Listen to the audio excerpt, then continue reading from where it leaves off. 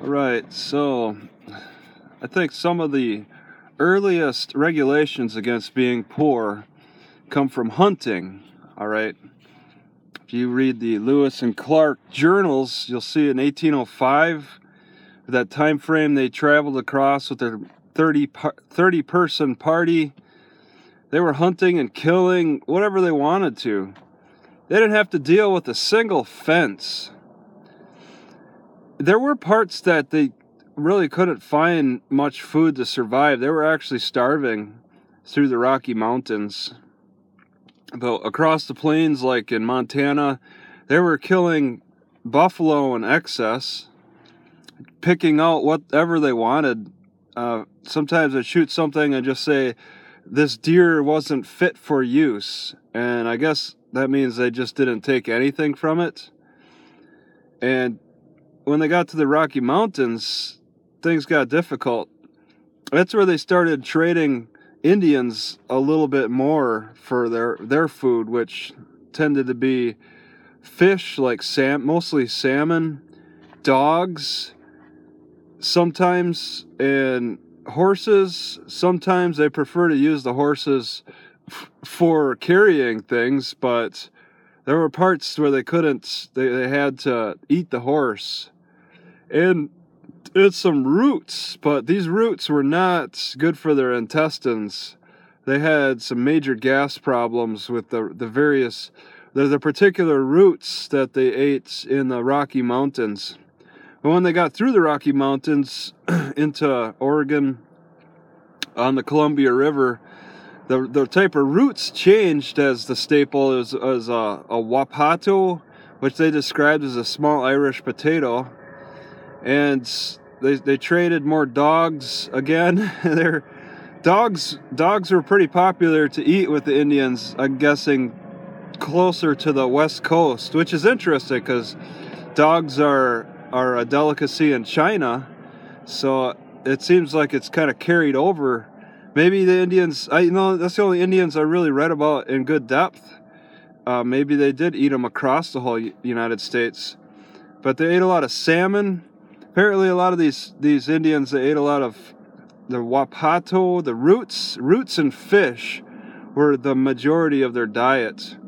But things changed, when civilization and the human population started going up. Things changed, more fences went up, and people relied on farming. Not all the farms thrived, though. I think a farm would do much better closer to the Pacific Ocean than it does in the Midwest, just for the more moisture, the abundancy and moisture and stuff. You don't want too much moisture unless it depends on the plant that you're growing. But if a farm failed, I used to think maybe you could just rely on hunting. Back in the early times, if your farms weren't doing so great, then you just fall back on hunting. But 1805, there were parts of the United States where Lewis and Clark struggled to find food and were starving. So as the population grows, I guess that would be not so much of an option. You'd have to rely more on farming. And you got like property rights. There's like thousands and thousands of cases with humans fighting each other over property rights, killing each other. Okay, I read about it in a museum just south of here. Some guy murdered another guy because they had a property right dispute that was going on for years, and it finally ended in a murder. And I mean, that's not an isolated case. I run into people who are constantly asserting their property rights over me, even if it's city property. It's like, this is our property, you are not allowed on. And it turns into fights over property rights, and it's crazy. All right, that's regulation against being poor. All right, you can't step on a certain property. Like before, it started out, it got to the point where you can't hunt. Okay, fine, you can't hunt. So it drives you to the grocery stores. It drives you to farmers markets. You buy the food, depending on how much money you make and all that. Try to do a deal with the food producers who are the property rights owners for the animals. And I find it interesting how they say that the cow is more valuable than the land. But you're forced to trade, okay. But the regulations, they keep getting worse and worse. They start regulating where you can eat, where you can sleep. I mean, before people could hunt wherever, whenever, any season of the year, and they could cook anywhere. I mean, Lewis and Clark had no problem cooking food. They set up fires wherever. Okay, they didn't have to worry about those regulations about the dry seasons or whatever. And now it's like even in safe places, I'm having people assert their property rights over me, saying I can't cook because it's too dangerous.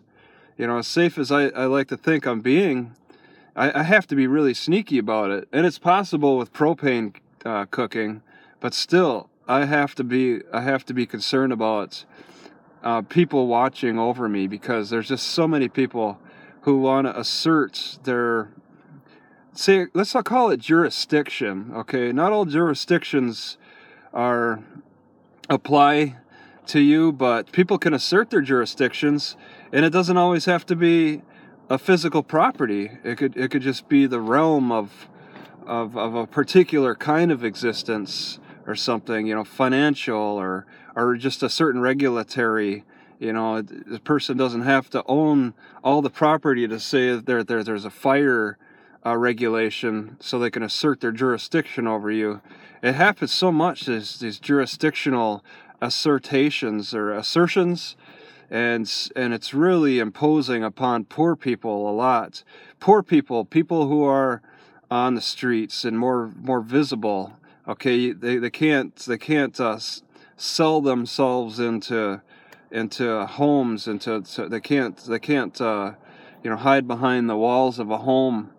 Okay, it's really difficult, and it drives these poor people to eating just terrible choices with the ready, over-prepared foods and stuff.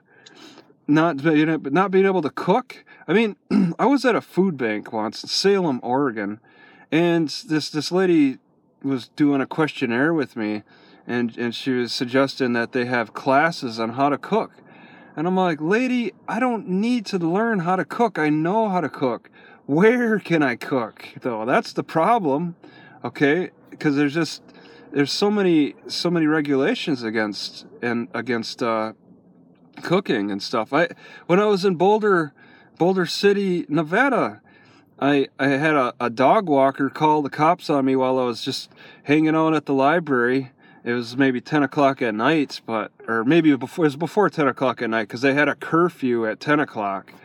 And the cops show up and they're giving me a hard time and all this. I recorded it. In fact, it's on video. I'm just repeating what's on video. And he's like, yeah, some dude tried to start a fire in the park and all this. We can't have that. And this isn't Boulder, Colorado, or Boulder City, Nevada, where nothing can survive. It's a desert wasteland, but they still regulate fires. Okay, even somebody who's trying to keep themselves warm. I mean, people, and I'm assuming, making it sound like I assume people do everything perfectly just for the realm of survival. But yeah, there are poor people who do screw it up for the rest of the other poor people, right? I mean, when I was in just south of a particular city. Okay, I'm gonna keep it quiet here. Somebody's walking by. All right, she's minding her own business, though. No, she's not. She gave me a look. All right. So anyway, I think she heard me say that too.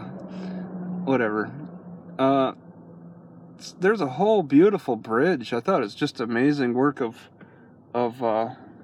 architecture that burnt down in 1930 because apparently a poor person, because there's a lot of poor people who travel up and down the Pacific coast, they set a fire on the this wooden pier off of the ocean, and just burnt the whole thing up.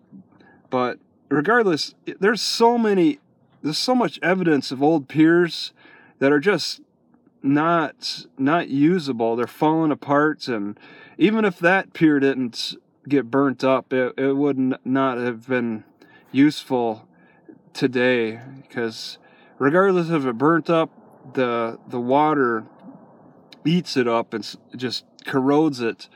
So water, winds, fires, these wooden piers never really lasted.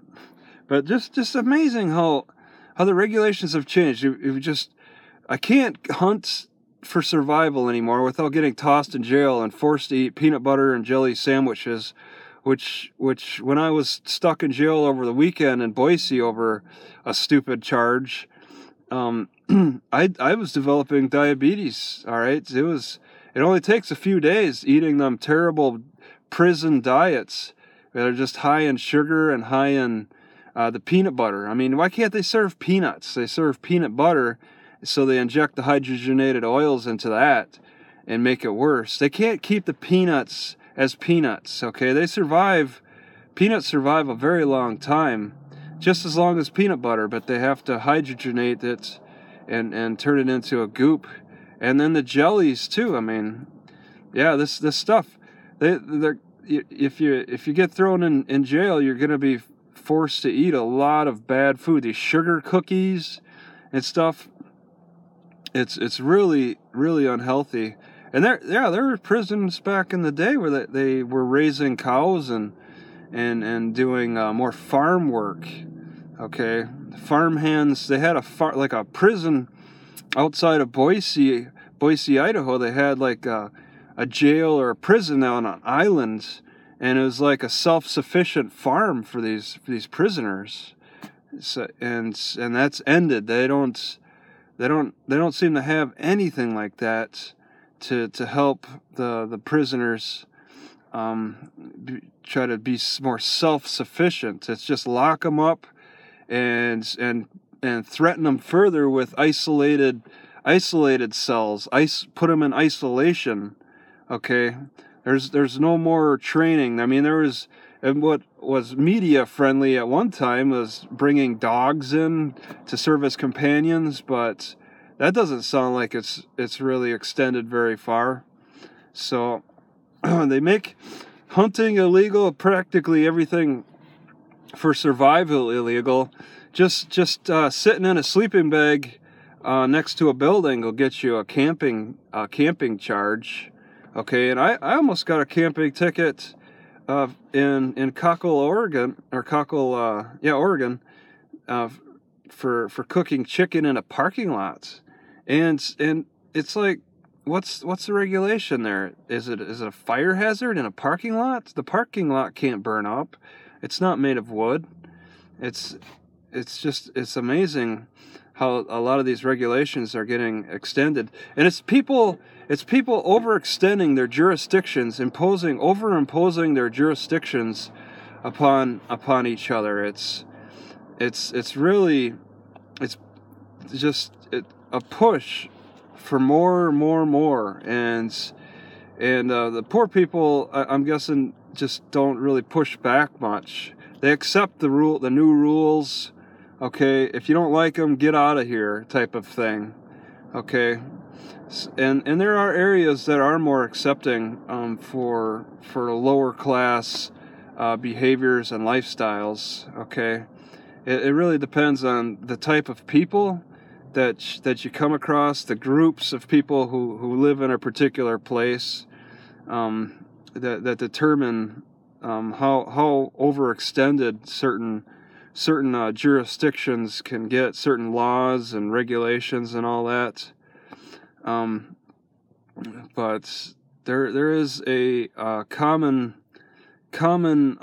thread that the people are accepting across the board. That wild animals are endangered, that there are fire hazards. People accept that. And that's something to sit down and discuss. You know, what really seems like across the board, but a lot of that stuff still is. It depends. It's property specific. It depends on where you're at, where the regulations are going to seem more dire in importance than others. But it does seem like, fishing. People said that you could just put a cup in the water and pull out fish because they're just so abundant at one time. But now it's not that way. Is it ever going to come back? Can poor people thrive again in the living off the land if it came to that? It's in my lifetime, I don't see that happening. I don't see it ever getting to that point. Especially reading this Lewis and Clark journals, it's been eye-opening on how the ways that they struggled to survive just doing what they were doing.